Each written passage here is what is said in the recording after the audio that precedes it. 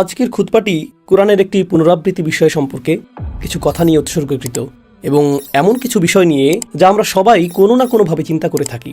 আল্লাহর কিতাব বা আল্লাহর দ্বীন নিয়ে আমরা ভাবি অথবা না ভাবি, এটা এমন কিছু যা আমাদের সকলের মনে সমগ্র জীবন জুড়ে সারাক্ষণই বিদ্যমান। যে পরিভাষাটি আমি আপনাদের সামনে কিছুটা ব্যাখ্যা করতে যাচ্ছি তা হলো ফিতনা।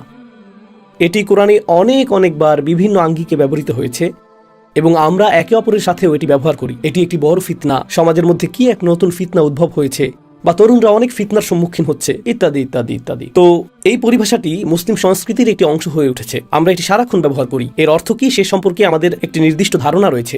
আমি এই খুতবায় যা করতে চাই তা হলো প্রথমে তুলে ধরা যে শব্দটি তার মূল ভাষায় কি অর্থ বহন করে, ইসলাম পূর্ব আরবরা এই শব্দটিকে কিভাবে বুঝত, এবং তারপর আমি তিনটি উপায় তুলে ধরতে চাই যেখানে আল্লাহ এই শব্দটি ব্যবহার করেছেন সামগ্রিকভাবে। যদিও এটি ভিন্ন ভিন্ন অনেক উপায়ে ব্যবহৃত হয়েছে, আপনি যদি সেই সবগুলোকে সংগ্রহ করে শ্রেণীবদ্ধ করার চেষ্টা করেন আপনি তিনটি ধরন পাবেন। এই তিনটি ধরন বুঝলে তা আমাদেরকে আমাদের দ্বীনকে আরো ভালোভাবে বুঝতে এবং আমাদের জীবন ও পরিস্থিতিকে আরো ভালোভাবে বুঝতে সাহায্য করবে। তো আমি শুরু করছি এই শব্দটির আদি অর্থ কি ছিল তা দিয়ে। আরবরা এভাবে শব্দটি ব্যবহার করত, ফাতানা যাহাব। তারা এটি ব্যবহার করত যখন তারা স্বর্ণ বা কোনো ধাতু পরিশোধন করত, কারণ ধাতু দূষিত অবস্থায় থাকতে পারে, এর গভীরে খাদ থাকতে পারে।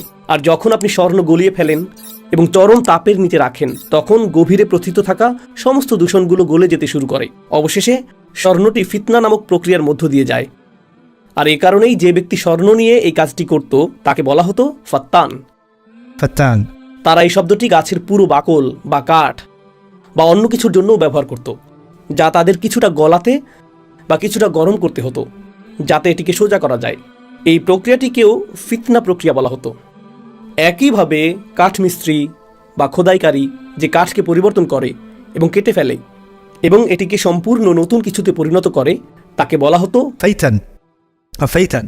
আর মাফতুন শব্দটি দিনার অর্থাৎ মুদ্রার জন্য ব্যবহৃত হতো, কারণ মুদ্রাগুলোর উপর রাজা বা কোনো একটি দেশের প্রতীক থাকতে হয়। এমনকি এখনো মুদ্রাগুলির উপর এক ধরনের চিত্র থাকে যা সেগুলিতে খোদাই করা হয়, এবং এটি করার জন্য ধাতুকে নির্দিষ্ট ছাঁচের আকৃতি দিতে চরম তাপ বা চরম চাপের প্রয়োজন হয়। আর এ কারণেই এটিকে বলা হয় মাফতুন। খোদাই করা কোনো মুদ্রাকে মাফতুন মুদ্রা বলা হয়। এটি ছিল এই শব্দটির আদি অর্থ।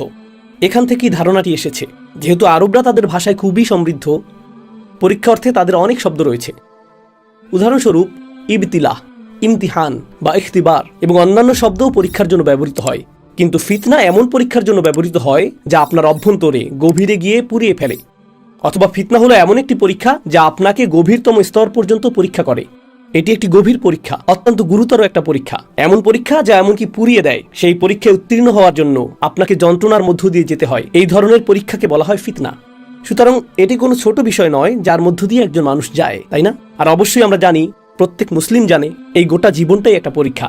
এই জীবনের ভালো বিষয়গুলো একটি পরীক্ষা এবং এই জীবনের খারাপ বিষয়গুলোও একটি পরীক্ষা। কিন্তু কিছু পরীক্ষা অন্য পরীক্ষার তুলনায় কঠিনতর। যখন সেই পরীক্ষাগুলো অত্যন্ত কঠিন হয় তখন সেগুলোকে বলা হয় ফিতনা। তো এটা প্রথম বিষয় যা আমি চাই আপনারা উপলব্ধি করুন। দ্বিতীয় বিষয়টি হলো, তিন ধরনের ফিতনা রয়েছে যা নিয়ে আল্লাহ কোরআনে কথা বলেছেন। একটি আসে স্বয়ং আল্লাহর পক্ষ থেকে, তিনি বিভিন্নভাবে এ বিষয়ে কথা বলেছেন। তবে এই দুনিয়াতে ফিতনা আসার একটি উপায়, প্রসঙ্গত এই দুনিয়াতে ফিতনা রয়েছে এবং ফিতনা রয়েছে আখিরাতেও। সেই দিন তাদেরকে আগুনের উপর ফিতনায় ফেলা হবে, সেটা হবে বিচার দিবসে। তারা ফিতনার মধ্যে থাকবে। এর মানে কি? ঠিক যেমন আগুন ধাতুর গভীরে জ্বালায় এবং ভেতরের খাদ গলিয়ে দেয়, সেভাবেই আল্লাহ জাহান্নামের অধিবাসীদের ভেতরটা জ্বালিয়ে দেবেন। আর বিচার দিবসের এই অবস্থার জন্য তিনি ফিতনা শব্দটি ব্যবহার করেছেন। কিন্তু আমি এখানে আখিরাতের কথা বলছি না। এই দুনিয়ার পরিপ্রেক্ষিতে ফিতনা হলো তিন প্রকারের, আর এর মধ্যে প্রথমটি হলো আল্লাহ যখন কাউকে ফিতনায় ফেলেন। আপনাদের মনে রাখার জন্য সবচেয়ে সহজ উদাহরণ হলো আল্লাহ মুসা আলাইহিসসালাম সম্পর্কে বলেছেন, যখন মুসা আলাইহিসসালাম পর্বত শিখরে তার সাথে কথা বলেছিলেন, আল্লাহ তাকে বলেছিলেন ওয়াফাতান্নাকা ফুতুনা, আমি তোমাকে বহুবার পরীক্ষা করেছি, আমি তোমাকে বহুবার ফিতনায় ফেলেছি। যখন তিনি জন্মগ্রহণ করেন সরকারি নির্দেশ ছিল সব শিশুকে হত্যা করা, এমনকি শিশুকালেও তিনি ফিতনায় পড়েছিলেন। তিনি ফিতনায় ছিলেন যখন তিনি এমন একটি ঝুড়িতে ছিলেন যা ডুবে যেতে পারত। তিনি ফিতনায় ছিলেন যখন তাকে ফেরাউনের ঘরে লালন পালন করা হচ্ছিল। তিনি ফিতনায় ছিলেন যখন তাকে মিশর থেকে পালাতে হয়েছিল। তিনি ফিতনায় ছিলেন যখন তিনি মিশরে ফিরতে পারছিলেন না। সুতরাং এই সবই ছিল ফিতনা যার মধ্য দিয়ে তিনি গিয়েছেন। এই সমস্ত কঠিন পরীক্ষার মধ্য দিয়ে তিনি গিয়েছেন এবং আল্লাহ বর্ণনা করেছেন কিভাবে মুসা আলাইহিসসালামকে ফিতনার মধ্যে ফেলা হয়েছিল। আপনি হয়তো ভাববেন আল্লাহ বিশ্বাসীদের জন্যই এমনটা করেন, কিন্তু আল্লাহ ফেরাউনের ক্ষেত্রেও এর উল্লেখ করেছেন। ওয়ালাকাদ ফাতান্না আলা ফিরআউন, আমি ফিরাউনের লোকবল এবং ফিরাউনের বংশধরদেরও ফিতনায় ফেলেছিলাম। সুতরাং এখন আমরা শিখছি আল্লাহ যখন কোনো ফিতনা ঘটান তিনি শুধু ইমানদারদের জন্য তা করেন না, আবার শুধু কাফিরদের জন্যও তা করেন না। এটা সবার জন্য, যে কাউকেই ফিতনার মধ্যে ফেলা হতে পারে। আর এই কারণেই আমরা কোরআনে পাই ফিতনাতুক তুসিবুহা মান তাশা তুসিবু বিহা মান তাশা ইন হিয়া ইল্লা ফিতনাতুক তুসিবু বিহা মান তাশা। মুসা আলাইহিস সালাম এক পর্যায়ে আল্লাহকে একথাও বলেছিলেন, এটা আপনার ফিতনা, আপনি যাকে ইচ্ছা আপনার ফিতনা দ্বারা আঘাত করতে পারেন, আপনি যাকে ইচ্ছা আপনার ফিতনা দ্বারা আঘাত করতে পারেন। সুতরাং মুসলিমরা এই জীবনের অসুবিধা, সংকট বা পরীক্ষা নিয়ে অতি সরলীকৃত ধারণা রাখে না। তাই আমরা বলি না কিভাবে ভালো মানুষেরা কষ্টে থাকে আর কিভাবে খারাপ মানুষেরা আরামে এসে থাকে, এটা আমার বুঝে আসে না। যারা এমন কথা বলে তারা নিশ্চয়ই কোরআন অধ্যয়ন করেনি। যারা এমন কথা বলে তারা এটা শেখেনি। লাকাদ খালাকনাল ইনসানা ফি কাবাদ। কারণ আল্লাহ শুরু থেকেই এটা স্পষ্ট করে দিয়েছেন যে ফিতনা ঘটবেই, এবং ওয়াত্তাকু ফিতনাতান লা তুসিবান্না আল্লাযিনা যালামু মিনকুম খাসা। আল্লাহ বলেছেন তোমাদের এমন ফিতনাকে ভয় করা উচিত যা শুধু তাদের উপরই আসবে না যারা অন্যায় করেছে। সুতরাং ফিতনা শুধু খারাপ বা অন্যায়কারী লোকদের উপরই আসে না, ফিতনা সবার উপরই আসে। আর কখনো কখনো কিছু মানুষের অপরাধের জন্য অনেক মানুষকে এর মূল্য দিতে হয়। অন্তত এই দুনিয়াতে বিষয়টা এমনই মনে হয়, কিছু লোক অপরাধ করে আর সবাইকে তার মূল্য দিতে হয়, তাই না? আর এটাই হলো ফিতনার প্রকৃতি। আল্লাহ নানানভাবে ফিতনা সৃষ্টি করেন এবং কিছু ফিতনা অত্যন্ত মারাত্মকভাবে অন্যায্য বলে মনে হয়। যেমন সম্প্রতি আমি ইউসুফ আলাইহিস সালামের ঘটনা নিয়ে আলোচনা করেছিলাম। আর ইউসুফ আলাইহিস সালামের সাথে তার জীবনের শুরু থেকে যা ঘটেছে তা ছিল অন্যায্য। আর তার ভাইরা তার সাথে যা করেছে তাতে তার কোনো দোষ ছিল না, তারা তাকে ফিতনায় ফেলেছিল। ফিতনার একটি ধরন পেলাম যখন আল্লাহ আপনাকে ফিতনায় ফেলেন। ওকে, তাহলে এবার দ্বিতীয় ধরনটি নিয়ে কথা বলা যাক। দ্বিতীয় ধরনটি হলো যখন মানুষ আপনাকে ফিতনায় ফেলে। যখন মানুষ ফিতনায় ফেলে, যেমন ইন্নাল্লাযীনা ফাতানুল মুমিনিনা ওয়াল মুমিনাত, যেমন রব্বানা লা তাজআলনা ফিতনাতাল লিল্লাযীনা কাফারু। যখন মানুষ আপনাকে কষ্টে ফেলে, যখন মানুষ ইমানদারদেরকে নির্যাতন করে, যখন মানুষ ইমানদারদেরকে আক্রমণ করে, যখন মানুষ অন্যায় করে, যখন মানুষ অন্যের উপর জুলুম করে, কুরআনে বর্ণিত এটি হলো দ্বিতীয় প্রকারের ফিতনা। যারা অন্যের বিরুদ্ধে অপরাধ করে তারা তাদেরকে ফিতনায় ফেলে। যারা নির্যাতন, নিপীড়ন, লুটতরাজ, হত্যা করে তারা অন্য মানুষকে ফিতনায় ফেলে। যারা অন্যদের সাথে দুর্ব্যবহার করে তারা মানুষকে ফিতনায় ফেলে। এটা আরেকটি ধরন। তো দুটি ধরনের ফিতনা পাওয়া গেল, একটি ফিতনা যা আল্লাহর পক্ষ থেকে আসে, আরেকটি ফিতনা যা মানুষের পক্ষ থেকে আসে। তৃতীয় আরেকটি ধরনও রয়েছে, যে ফিতনায় আমি নিজেকে ফেলি। ওয়ালাকিন্নাকুম ফাতানতুম আনফুসাকুম। আল্লাহ বলেন তোমরা নিজেরাই নিজেদেরকে ফিতনায় ফেলেছো, তোমরা নিজেদেরকে ফিতনার মধ্যে নিক্ষেপ করেছো। এখন আমরা তিনটি ধরন পেলাম। এখন আমাদেরকে বুঝতে হবে এই তিনটি কিভাবে কাজ করে। একটি হলো আল্লাহর পক্ষ থেকে ফিতনা, আরেকটি হলো খারাপ মানুষের পক্ষ থেকে ফিতনা। আর প্রসঙ্গত এটা শুধু খারাপ মানুষই নয়, আমার স্পষ্ট করা উচিত ছিল এটা শুধু খারাপ মানুষের পক্ষ থেকে আসে না। আল্লাহ বলেছেন ইন্নামা আমওয়ালুকুম ওয়া আওলাদুকুম ফিতনা, এমনকি আপনার সন্তানরাও ফিতনা। সুতরাং আপনার সন্তানরা আপনাকে ফিতনায় ফেলে। শুধু কাফিররাই আপনাকে ফিতনায় ফেলে না, আল্লাহর শত্রুরাই আপনাকে ফিতনায় ফেলে না।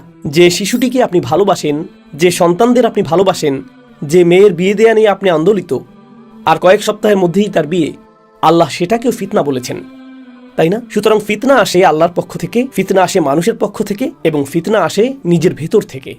এখন আল্লাহ কোরআনে যা বর্ণনা করেছেন তা হলো যখন মানুষের ঈমান দুর্বল থাকে তখন তারা কেমন হয়, তাদের সাথে কি ঘটে।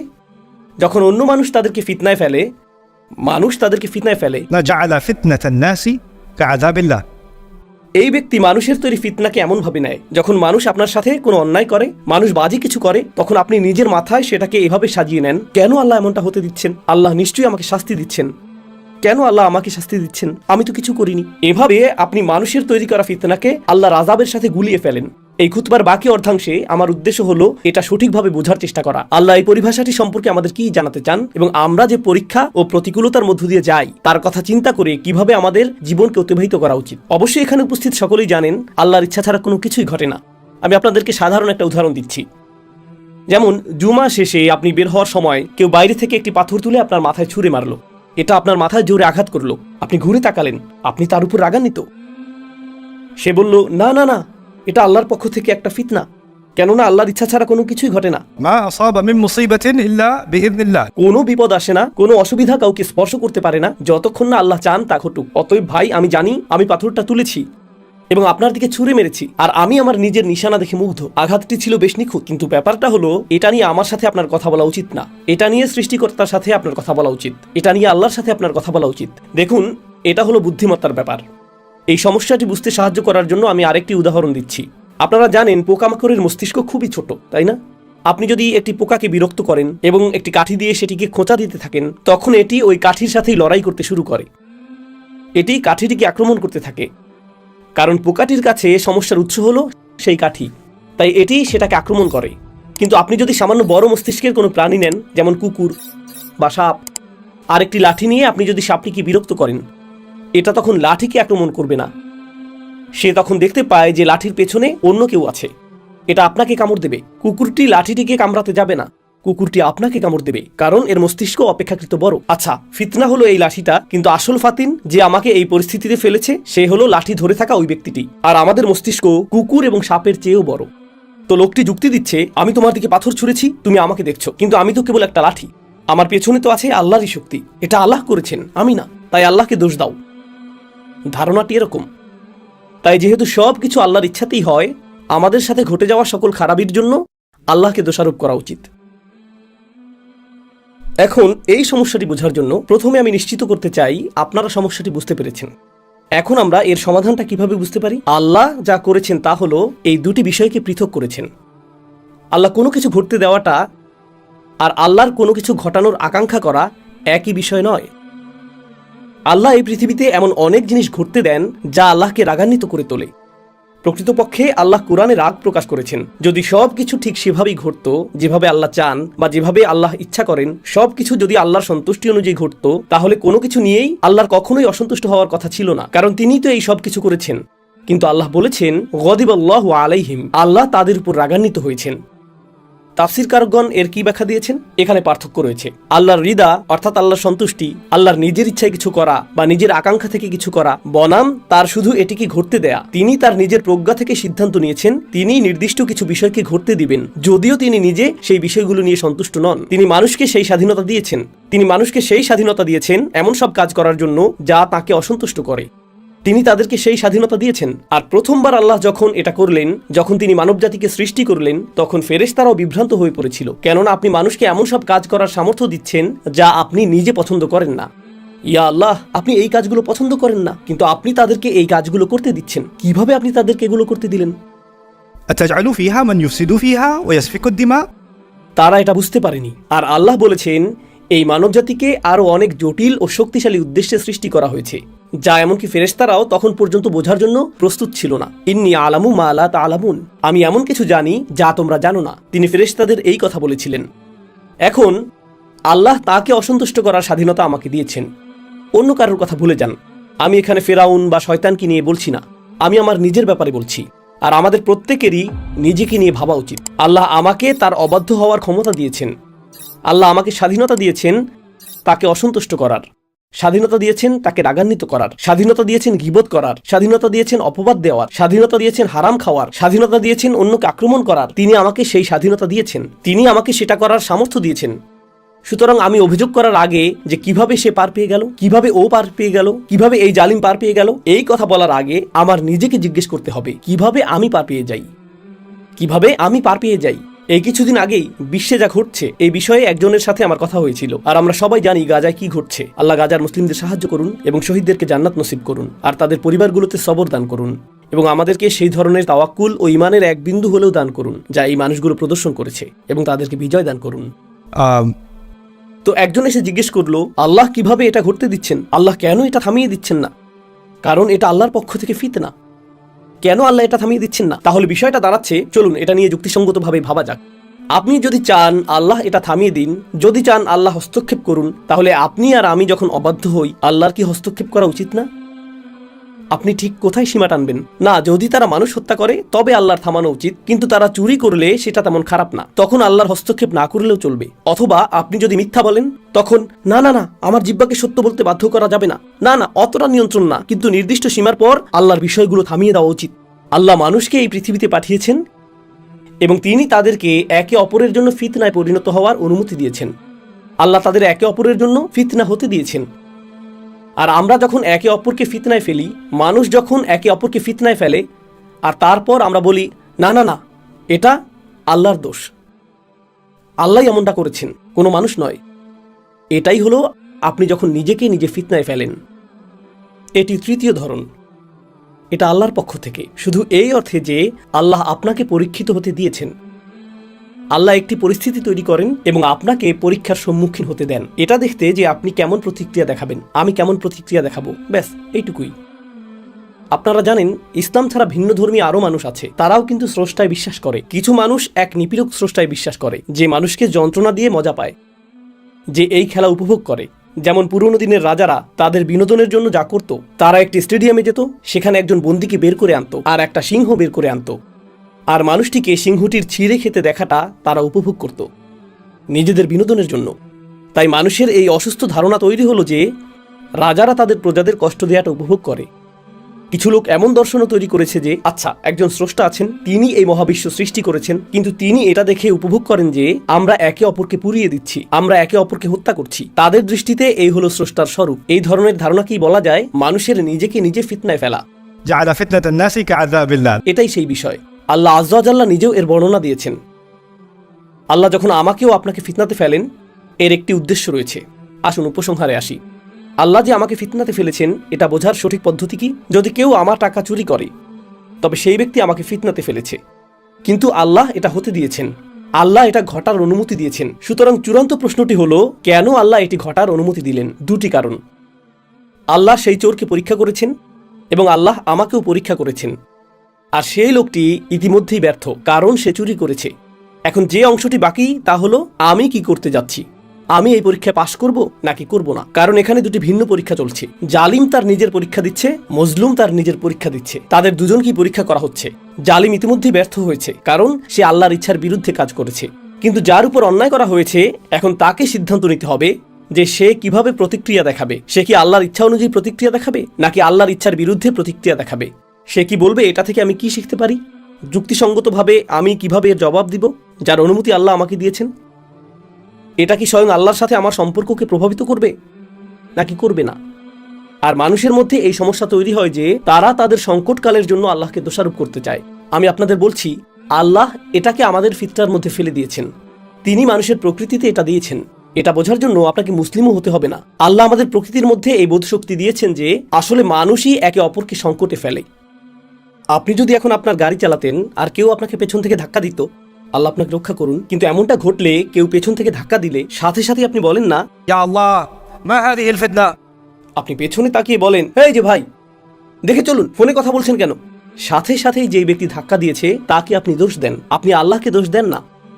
আপনি আল্লাহকে দোষ দেন না। আপনি বলেন, এই আপনার ড্রাইভিং লাইসেন্স দিন, আমি পুলিশ ডাকছি। তাৎক্ষণিকভাবেই আপনি তাকে দায়ী করছেন, তাই না? আর এই একই ব্যক্তি যখন তার সাথে খারাপ কিছু ঘটে, সে বলে আমি এই লোকটিকে দায়ী করতে চাই, কিন্তু যখন সে নিজে কোনো ভুল করে, সে বলে এটা তো আল্লাহর ইচ্ছা ছিল, আমার কি করার আছে? قدر الله ما شاء فعل। বুঝতে পারছেন? এটা এক ধরনের মুনাফিকি, তাই না? অন্যদের দায়ী করতে চাই কিন্তু নিজেকে নয়। তো মানুষ এসব বিষয় নিয়ে দর্শন কপচায় এবং তারা এসব নিয়ে কথা বলে এবং তারা নিজেদেরকে ফিতনাতে ফেলে দেয়। আল্লাহ এমন লোকদের সম্পর্কে বলেছেন, ألا في الفتنة سقطوا। তারা কি ইতিমধ্যেই ফিতনায় পতিত হয়নি? তারা কি ইতিমধ্যেই পতিত হয়নি? এজন্যই আল্লাহর কিতাব অধ্যয়ন এবং আল্লাহর কিতাব নিয়ে গভীরভাবে চিন্তা করা এত বেশি গুরুত্বপূর্ণ। এ কারণেই এটা বোঝা জরুরি যে একটি দৃশ্যমান জগৎ আছে এবং একটি অদৃশ্য জগৎও আছে। আর আল্লাহ যা কিছু করেন সেগুলোর পেছনে একটি উদ্দেশ্য থাকে। এটা কখনো উদ্দেশ্যহীন নয়। আল্লাহ আমাকে উদ্দেশ্য ছাড়া সৃষ্টি করেননি, আর আল্লাহ আমাকে এমন কোনো পরিস্থিতিতেও ফেলেন না যার কোনো উদ্দেশ্য নেই। সেই প্রত্যেকটি উদ্দেশ্যের পেছনেই কোনো না কোনো হিকমা রয়েছে। মানুষ একে অপরের সাথে নির্বুদ্ধিতা সুলভ কাজ করে থাকে, কিন্তু আল্লাহ সেই সব নির্বোধ কাজের পেছনেও প্রজ্ঞাপূর্ণ কোনো উদ্দেশ্য না থাকার সুযোগ দেন না। এ কারণেই তিনি ইউদাব্বিরুল আমর, তিনি তাদবীরুল আমর ঘটান। তিনি সব কিছু পরিকল্পনা করেন। এমনকি আমাদের যে সকল কাজের পরিকল্পনা আমরা করি না অথবা খুবই বাজে পরিকল্পনা করি, সেগুলোর পেছনেও আল্লাহর মহৎ কোনো হিকমা নিহিত থাকে। আল্লাহ যেন আমাদের এমন মানুষে পরিণত না করেন যারা মাফতুন, যারা ফিতনায় পতিত হয়, যাতে আমরা আল্লাহর পরীক্ষাকে মানুষের উপর মিথ্যাভাবে আরোপ না করি। মানুষ একে অপরের ক্ষতি করে আনন্দ পায়, কিন্তু আল্লাহ পরীক্ষা করেন শুধু আমার নিজের ভালোর জন্যই। আল্লাহ আমাকে এমন কোনো পরীক্ষায় ফেলবেন না যা থেকে আমি শেষ পর্যন্ত উপকৃত হব না। কোনো না কোনোভাবে এটি এমন হয়ে উঠবে যা আমার মর্যাদাকে বাড়িয়ে দেবে। يرفع الله الذين آمنوا منكم والذين أوتوا العلم درجات। তোমাদের মধ্যে যারা ঈমান এনেছে এবং যাদেরকে জ্ঞান দান করা হয়েছে আল্লাহ তাদের মর্যাদাকে উন্নীত করবেন, আর আল্লাহ মর্যাদা বৃদ্ধি করেন আরো এবং আরো বেশি পরীক্ষার মাধ্যমে। সুতরাং আল্লাহ যেন আমাদেরকে সেই পরীক্ষাগুলো বোঝার এবং জীবনে আমরা যেসব পরীক্ষার মুখোমুখি হতে চলেছি সেগুলোতে উত্তীর্ণ হওয়ার তৌফিক দান করেন। এই হলো আমার সর্বশেষ উপদেশ, যা আমি নিজেকে এবং আপনাদের সকলকে দিচ্ছি। আল্লাহ আযজা ওয়া জাল্লা এই উম্মাহকে প্রস্তুত করছেন, তিনি এই উম্মাহকে প্রস্তুত করছেন। সূরা আল বাকারায় তিনি আমাদের এক নতুন উম্মাহ হিসেবে ঘোষণা করেছেন। وكذلك جعلناكم أمة وسطا তিনি আমাদের একটি ভারসাম্যপূর্ণ জাতি ঘোষণা করেছেন এবং সেই একই সূরায় তিনি বলেছেন, ولنبلونكم بشيء আমি অবশ্যই তোমাদেরকে পরীক্ষা করব, সকল ধরনের জিনিস দিয়ে পরীক্ষা করব। من الخوف والجوع ونقص من الأموال والأنفس والثمرات। আমরা তোমাদেরকে অনেক পরীক্ষার মধ্যে ফেলবো, অনেক এবং অনেক বেশি পরীক্ষায় ফেলবো, কিন্তু এর ফলাফল কি হবে? কিভাবে বুঝবে যে তুমি পরীক্ষায় উত্তীর্ণ হয়েছো? কে ভালো ফল লাভ করবে? কিভাবে জানবে যে তুমি পরীক্ষায় উত্তীর্ণ হয়েছো? সেটা রয়েছে আয়াতটির শেষাংশে। আল্লাহ বলেছেন, وبشر الصابرين الذين إذا أصابتهم مصيبة قالوا إنا لله وإنا إليه راجعون। অভিনন্দন তাদের যারা পরীক্ষায় উত্তীর্ণ হয়েছে। অভিনন্দন সেই সব মানুষদের যারা সবর অবলম্বন করতে পারে। আর সবর বলতে কি বোঝায়? সেই সব মানুষ যখনই কোনো অসুবিধা বা যে কোনো বিপদ, যে কোনো পরীক্ষা তাদেরকে আঘাত করে, তারা বলে আমরা আল্লাহর জন্য এবং আমাদেরকে আল্লাহর কাছেই ফিরে যেতে হবে। তারা উপলব্ধি করে এই পরীক্ষাগুলোর প্রত্যেকটি অস্থায়ী এবং আল্লাহর দিকে প্রত্যাবর্তনই হলো স্থায়ী। অস্থায়ী কষ্ট, স্থায়ী পুরস্কার। ঠিক আপনারও আমার মতো আমাদেরও অস্থায়ী কষ্ট আছে। কোনো ছাত্রের পরীক্ষা আসন্ন, পড়াশোনা বেশ কঠিন, অস্থায়ী কষ্ট, দীর্ঘমেয়াদী সুবিধা। আপনি যদি ব্যবসায়ী হন, কিছু মানুষ খুচরা ব্যবসা করে, সেখানে ব্ল্যাক ফ্রাইডে অথবা শয়তান থার্সডে এরকম যাই থাকুক, বিক্রয়ের এরকম উপলক্ষ আসে আর কাজের অনেক চাপ থাকে। এর জন্য মাথা ব্যথাও অনেক, কর্মচারী সংক্রান্ত অনেক সমস্যা থাকে, ব্যবসায়িক অনেক সমস্যা থাকে, নিরাপত্তা সংক্রান্ত সমস্যা থাকে, এই সব কিছুই থাকে। তবুও আপনি এত পরিশ্রম করছেন, দীর্ঘমেয়াদী সুফল যে পরিমাণ অর্থ আসে তা আসলেই বেশ ভালো। সুতরাং যখনই দীর্ঘমেয়াদী কোনো সুবিধা থাকে, আপনাকে প্রথমে কষ্টের মধ্য দিয়ে যেতে হয়। আর ইমানদাররা এটা উপলব্ধি করে তাদের গোটা জীবনের প্রেক্ষিতে। আল্লাহ আমাকে একটি স্বল্পমেয়াদী কষ্টের মধ্যে ফেলবেন, তারপর আরেকটি, তারপর আরেকটি, এমনকি এটি যদি আজীবনের অসুস্থতাও হয়, এমনকি সেই জীবনব্যাপী অসুস্থতাও একটি স্বল্পমেয়াদী কষ্ট দীর্ঘমেয়াদী সেই সুবিধার তুলনায় যা সামনে আসছে। আর এই উপলব্ধিটি তারা এখান থেকে পায়। إنا لله وإنا إليه راجعون। আমরা আল্লাহর জন্য এবং একমাত্র আল্লাহর কাছেই আমরা ফিরে যাব। আল্লাহ আমাদের সকলকে তাদের অন্তর্ভুক্ত করুন যারা সকল পরীক্ষায় উত্তীর্ণ হয়। বারাকাল্লাহু লি ওয়া লাকুম ফিল কুরআনিল হাকিম ওয়া নাফা'নি ওয়া ইয়্যাকুম বিল আয়াতি ওয়াজ যিকরিল হাকিম।